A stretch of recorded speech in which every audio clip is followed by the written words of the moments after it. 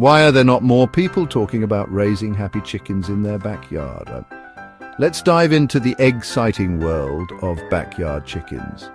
First things first, you need a cozy chicken coop. Think of it as their little chicken palace. Make sure it's predator-proof. No foxes allowed at this dinner party. Next, let's talk about the run.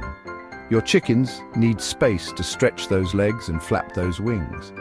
A safe, enclosed run keeps them happy and healthy. Feeding time, keep it balanced with grains, veggies, and clean water. And don't forget the grit, it's like their version of a multivitamin. Now, for the fun part, chicken toys. Yes, they love to play too.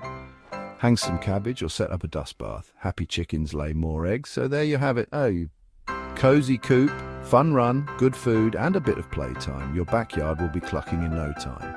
Like and share our Facebook page, Chicken Coop and Run. And for more fun and awesome information, click the link below now.